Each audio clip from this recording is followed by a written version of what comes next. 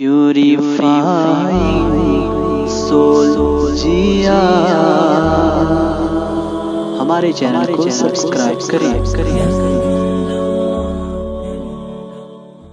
जलसो जुलूस कल तक जो नहीं मनाते थे आज वो भी जुलूस में शरीक होने पर मजबूर हैं। क्यों शरीक होने पे मजबूर हैं? इसलिए कि अब मुंह फुला के बैठना वो अपनी तौहीन समझ रहे हैं। आज जब जुलूस का माहौल पैदा हो रहा है तो काफिर पूछते हैं who is the prophet of Islam? इस्लाम के पैगंबर कौन है? What are his qualities? उनके औसाफ क्या है और फिर उनके कारनामे क्या है? What did he give to the world? उसने दुनिया को क्या दिया है? इस्लाम ने क्या इंपैक्ट दुनिया पे छोड़ा है? आज लोग पूछने लगे हैं, सवाल करने लगे हैं। इस्लाम का सबसे बड़ा कारनामा मुलाहिजा कीजिए। आज से 1400 साल पहले, आज से 1000 साल पहले, साइंस की तारीख पहले सुनिए। साइंस की तारीख के बारे में जॉन डेविनपोर्ट कहते हैं, it must be owned that all the knowledge whether of physics or astronomy or astrology or mathematics which flourished in Europe from the 10th century was originally derived from the Arabian schools and the Spanish Saracen may be looked upon as the father of European philosophy। यानी John डेविनपोर्ट के कहने का मतलब ये है, ये साइंसी तरक्की जो दुनिया में हुई है 10वीं सदी के बाद, ये सदी है 21वीं, 10वीं सदी के बाद इस्लाम आया है कब? 6ठी सदी में, यानी 571 ईस्वी में सरकार पैदा हुए। 40 साल के बाद नबूवत का, प्रोफेटहुड का ऐलान आपने किया।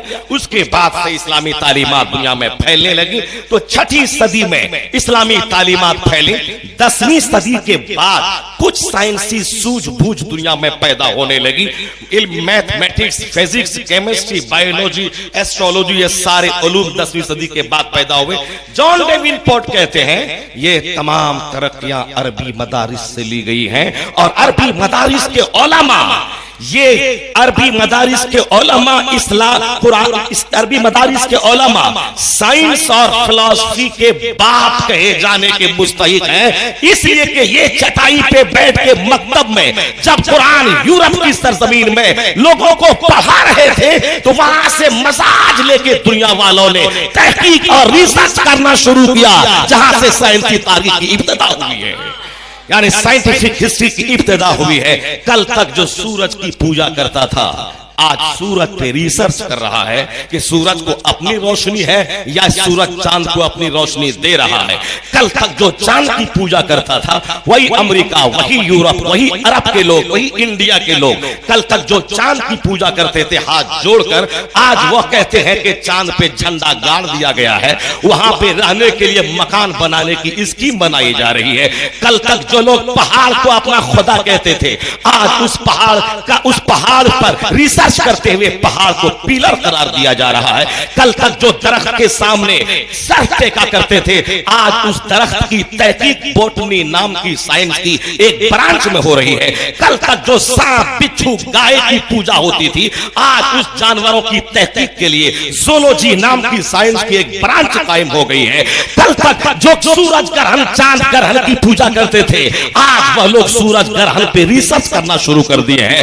आज कल तक जो आसमान की बुलंदी को देखकर उसको महान खुदा कहता था आज उस आसमान की छाती पे हवाई जहाज के जरिया दुनिया का वो भ्रमण कर रहे हैं। इन सूरज और चांद के पुजारियों को किसने बताया कि ये सूरज पूजने की चीज नहीं है, सूरज तो रिसर्च करने की चीज है। ये चांद पूजने की चीज नहीं है, ये चांद तहकीक करने की चीज है। ये पहाड़ पूजने की चीज नहीं है, ये पहाड़ रिसर्च करने की चीज है।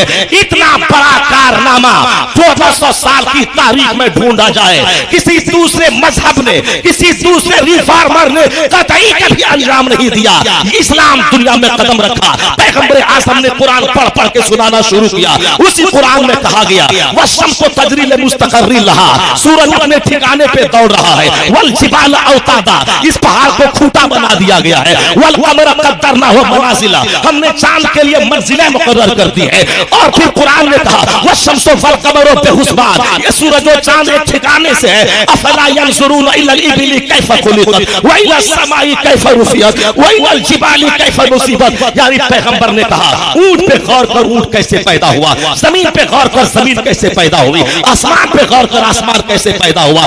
कल तक जो मसाहिरे फितरत के पुजारी थे, अब वह लोग सरकार दो आलम के पैगामात से मुतासिर होकर आसमान और जमीन की पैदाइश पे गौर करना शुरू किया। इन मसाहिरे फितरत की पूजा से पास आके कायनात की तकलीफ करने वाले खुदाए वाहिद के सामने सर झुका दिया। और इस वजह से आज अगर हवाई जहाज बना है, पहाड़ पे रिसर्च हो रहा है, मैथमेटिक्स का सब्जेक्ट कायम हुआ है, एहसान है मोहम्मद रसूलुल्लाह का, एहसान है मजहब इस्लाम का।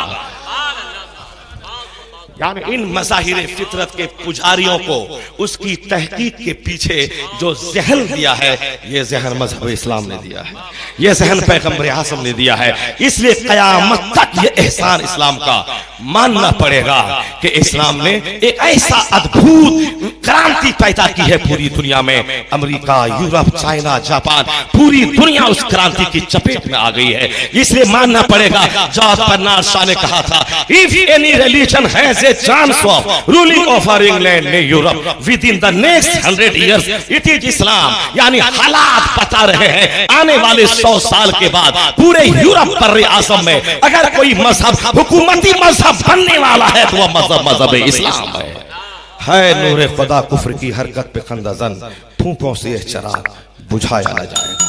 दरूद पाक पढ़िए, अल्लाहुम्मा सल्ली अला सय्यदना व मौलाना मुहम्मद वालिहि